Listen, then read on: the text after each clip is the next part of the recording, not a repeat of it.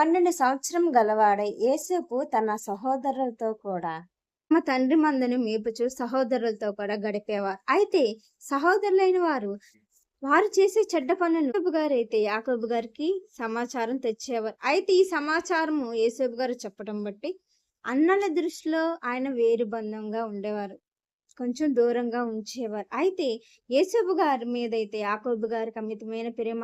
ఆయన కొరకు విచిత్రమైన ఒక అంగీ కూడా కుట్టించి ఉన్నారు.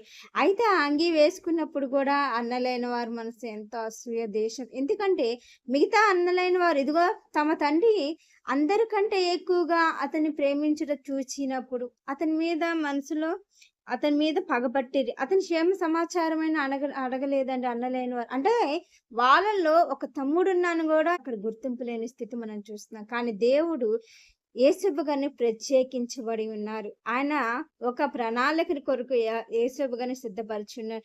కానీ యాకోబు గారికి యేసేపు గారు అంటే ఎందుకంత ప్రేమ అభిమానం అంటే చిన్నతనం నుంచి తండ్రి యొక్క భయభక్తులోనే కాకుండా తండ్రి అయిన పరమందు తండ్రి భయభక్తుల్లో కూడా పెంచిన వారే ఉన్నారు యాకోబు గారు. యేసేపు గారు అన్నలైన వారికి కల చెప్పుట, నా పన లేచి నిలుచుండగా మీ పనలు నా పనకు చుట్టుకొని నా పనకు సాష్టాంగ పడనని సెలవిచ్చాను.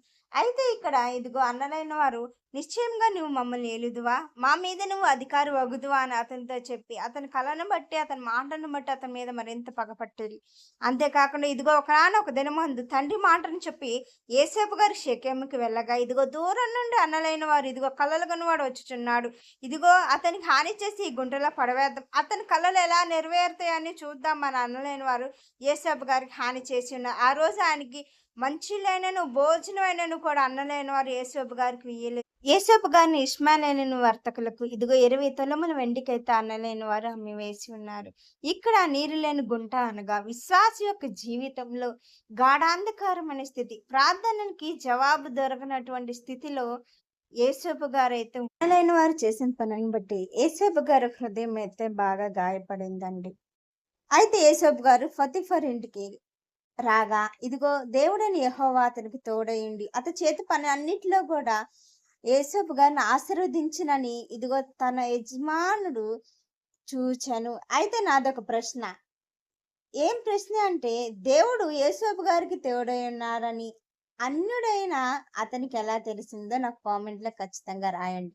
అయితే ఇక్కడ యేసేపు గారి నిమిత్తము యెహోవా ఆశీర్వాదము ఆ ఇంటిలోనేమి అతను కలిగిన సమస్తము మీద నుండెను. ఇదిగో యేసేపు గారిని బట్టి కూడా పొతిఫర్ దీవించబడ్డాడు ఆస్తి విషయంలో కూడా. అయితే ఇక్కడ యేసేపు గారు ఒక శోధన రాగా ఆ శోధన బట్టి ఆయన చెయ్యని నేరమునికి చెరసాలలో వేయబడ్డారు.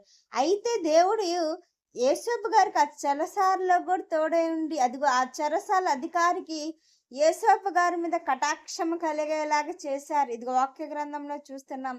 అంతేకాకుండా పానదాయకుడు ఫరో చేతికి గిన్నె అందించి అతను ఇదిగో యేసేపు గారి చెరసాల గదికే వచ్చి ఉండగా ఇదిగో వారికి కలభావం చెప్పారు కూడా. యేసేపు గారు 3 దినముల్లోగా నీ ఉద్యోగము నీకు మరలా వచ్చును, నీవు ఫరో చేతికి గిన్నె అందించదు అని యేసేపు గారు చెప్పారు. అయితే యేసేపు గారు ఇక్కడ అతనికి ఒక రిక్వెస్ట్ అయితే చేస్తున్నారు. అదేమిటంటే ఇదిగో నేను ఈ చెరసాలలో ఏ నేరము చేయలేదు, ఏ తప్పుదమ్ము నేను చేయలేదు. అయితే నన్ను విడిపించుటకు నన్ను జ్ఞాపకం చేసుకుని నా యందు కరుణించి ఫరోతో నన్ను గురించి మాట్లాడి ఈ ఇంటిలో నుండి నన్ను బయటికి రప్పించుము. ఎవరైనా ఈ మాట గమనించారా? అంటే దేవుడు యేసేపు గారిని అటువంటి స్థితిలో ఉంచినా కానీ క్షేమంగా ఉంచారని నిజంగా మనం కూడా ఎదుటి వారి కొరకు మా కొరకు ప్రార్థన చేయండి అన్నప్పుడు వారు మర్చిపోతూ ఉంటారు. కానీ మన ప్రార్థనలు దేవుడు ఎన్నడూ మర్చిపోరు. ఇదిగో దానియేలు గ్రంథంలో దానియేలు గారితో దేవదూత అయిన వారు మాట్లాడతారు. ఇదిగో దానియేలు, నువ్వు ఎప్పుడైతే ప్రార్థన చేసావు అప్పుడే దేవుని సన్నిధికి నీ ప్రార్థన చేరిందని ఇదిగో దేవదూతే సాక్ష్యం చెప్తుంది. అలాగే మన ప్రార్థన ఎందు ఎప్పుడు విసుగుదల చెందకుండా నిత్యము మనం ప్రార్థన చేసేవారంగా ఉండాలి. ఎందుకంటే మన జీవితంలో ప్రార్థన మించిన బలము ఇంకొకటి లేదు. పానదానికుడు వెళ్ళిపోయిన 2 సంవత్సరముల తర్వాత ఇదిగో ఫరో ఒక కల కనెను. ఆ కలభావం తెలుపుటకు అక్కడున్న జ్ఞానులకైనను మంత్రగాళ్ళకైనను విద్యాపరులకైనా ఎవరి వల్ల కూడా కాలేదండి. అయితే ఫరో యేసేపు గారిని పిలిపించి తన కలభావం చెప్తారు. అప్పుడు ఆ కలభావం చెప్పడం బట్టి ఇదిగో అతడు తన సేవకుని చూచి ఇతని వలె దేవుని ఆత్మగల మనుషుని కనుగొనగలమా అని అనేను. అయితే ఇక్కడ ఒక అన్యజనుడు అయిన ఫరో ఇదిగో దేవుని గనపరచుట చూస్తున్నామండి. ఎందుకంటే దేవుని ఆత్మ కలిగిన యేసోపు గారు కలభావం చెప్పుట అంతేకాదు. ఇదిగో ఫరో అయితే యేసోపు గారిని అధికారిగా నియమించడమే కాకుండా ఇదిగో ఉంగరము పెట్టి గొలుసు వేసి సన్న బారబట్టలు కూడా యేసోపు గారిని తొడిగించటమే అనేది. ఇదిగో అన్నలైన వారైతే అసూయత తీసివేశారండి వస్త్రం. ఈ లోక వస్త్రం వంటిది. కానీ దేవుడు ఇచ్చే వస్త్రము ఘనమైన వస్త్రము. అది ఎప్పుడు కూడా ఏ మనుషుడు కూడా తీసివేయలేరు.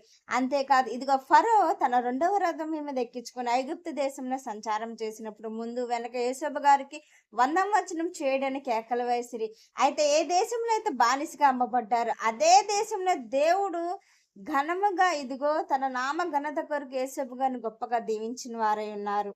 మనం కార్చే కన్నీరు, మన అవమానం, ఇందలు, ఇబ్బందులు ఇదిగో మనుషులు చూడరు కానీ దేవుడు చూస్తారు. నాకు మొరపెట్టుమని నీకు ఉత్తరం ఇస్తానన్నారు కదండి. అటువంటి దేవుడు కలిగి ఉన్నాం కదా. ఆయన మన ప్రార్థనకు జవాబిస్తారు. మన జీవితంలో సంతోషము, సమాధానాన్ని కూడా దేవుడు గొప్పగా దయచేసేవారు ఉన్నారండి. మర్చిపోకూడదు. యేసేపు గారి జీవితంలో ఒకానొక దినము ఒక ప్రశ్న. ఏమిటది? ఇదిగో ఒకానొక దినమందు యేసేపు గారి చిత్రంలో ఉన్నట్టు ఇదిగో ఐగుప్తు దేశం వైపు చూస్తూ ఉన్నప్పుడు ఇదిగో తన పాత జీవితం, తన అన్నలైన వారు తన పట్ల ఎంత క్రూరంగా కఠినంగా ప్రవర్తించారో అది తలుచుకున్నప్పుడు నిజంగా యేసేపు గారి జీవితం నిజంగా ఒక గాయపడ్డ హృదయం లాగే ఉంటుంది. కానీ దేవుడు యేసేపు గారికి సెలవిచ్చినట్టు ఇదిగో యేసేపు గారిని అధికారిగా నిలబెట్టి ఉన్నారు. కానీ ఇక్కడ అన్నలైన వారి మాట సున్నా అయిపోయింది. దేవుని మాటే 100% నిజమైంది యేసేపు గారి జీవితంలో. అలాగే మన జీవితంలో కూడా దేవుని ప్రణాళిక చాలా గొప్పగా ఉంటుంది. ఆయన యందు నమ్మకం ఉంచుదాం. అట్టి ధన్యత దేవుడు మనకు దయచేయను గాక. నా వీడియో కనుక నచ్చితే లైక్ చేయండి, షేర్ చేయండి, సబ్స్క్రైబ్ చేయండి. Thanks for watching.